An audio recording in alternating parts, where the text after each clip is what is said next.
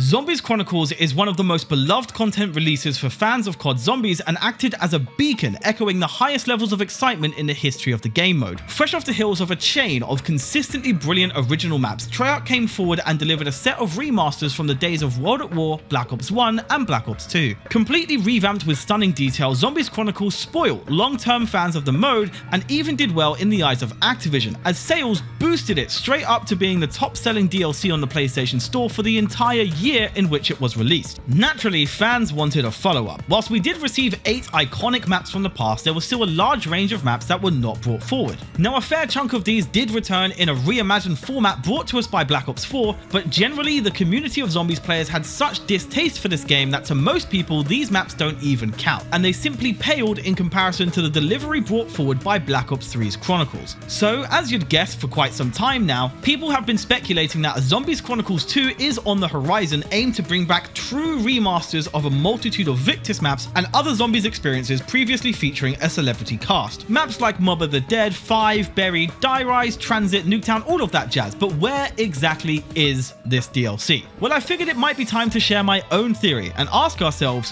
what if Zombies Chronicles 2 is actually a collection of Black Ops 3 Zombies maps? Now let's look at the elephant in the room. Activision likes money. Of course, every game publisher likes money, but Activision go above and beyond to prove that relentlessly. The first Zombies Chronicles DLC, as mentioned before, sold tremendously well, probably more than they even expected. If Activision ever plan on giving Treyarch the go-ahead to make a follow-up to the first Chronicles, their given target without doubt will be to outsell the first one. And looking at the potential line of maps if Chronicles 2 is what everyone else seems to think it is, you'll notice that there's a problem. Now don't get me wrong, I know opinions in this community come under heavy fire, but just bear with me. I do love a fair few of the maps seen in this example concept image, but compare that to the original lineup and in my opinion it just isn't enough to achieve what Activision would want out of it. Like I said, this is an opinion, but the way I see it is the first Chronicles came chock full of iconic Zombies experiences, ones that huge numbers of players have fond memories in. Kino,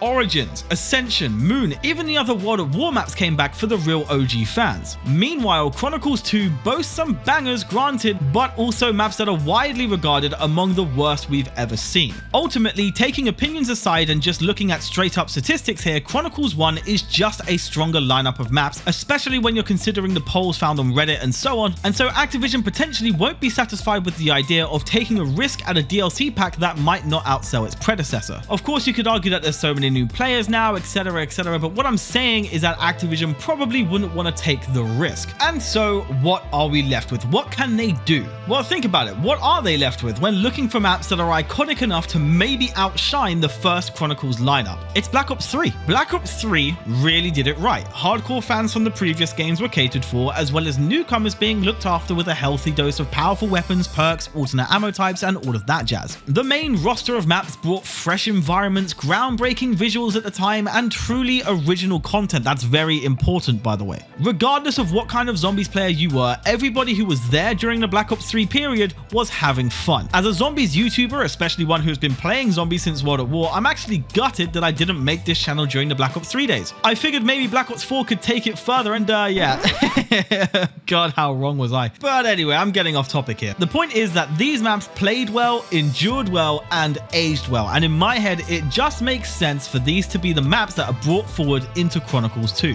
Now, many of you might be sitting there thinking Black Ops 3 was not that long ago. It's still too soon. Well, for some who play or watch custom Zombies content, it might just feel that way. But if we take, for example, the fact that Origins came out in August of 2013 and Zombie Chronicles came out in May of 2017, it leaves just shy of a 4-year gap between them. Going back further to Moon, that was August 2011, making a near 6-year gap between that and the Zombies Chronicle remaster. Now, being realistic, if Chronicles 2 were to ever happen, the earliest release year we could hope for would be 2022. And guess what? Shadows of Evil was 7 years prior, back in 2015. Der Eisendrache and the rest of the Black Ops 3 DLC season was 2016, a 6-year gap. The same gap, in fact, as Moon. So I think that kind of proves the point there. Similarly though, the original Chronicles brought forward maps exclusively from the console generation from before. And as we all know, at this point, Black Ops 3 is now an entire console generation behind, and so that also syncs up. Of course, time gaps aren't everything and shouldn't be the only way to judge this, but it's just reinforcing my point. I mean, if time gaps were everything, then I guess we could even expect a Zombie Chronicles remastered, given the fact that the time between its initial release and the present day is actually longer now between Origins and its remaster from Zombie Chronicles 1, which is actually really crazy when you think about it. But bringing it all back in, what's actually my point? Well, in terms of timing, bringing back Black Ops 3 maps actually makes sense. It also makes sense from a standpoint of appeasing both the fans and Activision's thirst for profits. But in terms of focusing on the players, there's another benefit to bringing Black Ops 3 maps to this version of Zombies Chronicles if it ever happens. And that is that new Zombies fans who might never have experienced these glory days now have a new means to do so. More people around the world will get their first time booting Gorokrovi or booting Draka. It was such a surreal and exciting time, and I feel like more players need to be exposed to it because they were just brilliant. Call of Duty Cold War has attracted a new demographic of Zombies fans. Its approach to making it very nice and easy to solve Easter eggs and survive to high rounds has without doubt pulled in a huge range of new players, and as those players now get better and improve their skills, they need a means to just not get bored. After all, Cold War is a little too easy for those who have been playing zombies for many years, and it's only a matter of time before the new Zombies players find the same problem. Treyarch are already aware of this though, clearly by bringing in faster outbreak events means to literally make the game harder and so on. But for those players who have just joined this community and already fallen in love with the round-based format, there will undoubtedly be a craving for more. Many of these players have probably heard of the glory days, quote unquote, of Black Ops 3. And simply, Black Ops 3's maps just brought a healthy balance of difficulty both in terms of gameplay and in terms of Easter eggs. And just imagine being able to re-experience them for the first time. Now, of course, if you want a real challenge, you're going to want to go on to Black Ops 1 or World at War, but Black Ops 3 maps, especially without consumables featuring this time, could definitely act as a stage up to accommodate those new players looking for something fresh, all whilst bringing back unforgettable memories to a huge amount of dedicated fans who have stuck with this mode throughout the years. Appreciation posts for maps like Shadows of Evil have flooded Twitter and Reddit for a number of years now, and over this time, fondness towards these iconic experiences have only grown. So in conclusion, old fans are happy, new fans are happy, Activision probably ends up happy, and all is well with the world. Now, of course, you could say Black Ops 3 maps, including the Giant, only amount to 6, whereas the first Chronicles DLC contained 8. So, I mean, if you really want to get another 2 in there, I mean, you may as well just throw in the 2 most infamous maps, purely because they haven't even been reimagined in Black Ops 4 or touched ever since their release, and that is, of course, Transit and Die Rise. I mean, just do Die Rise for Johnny. Like, my man made a billboard, like...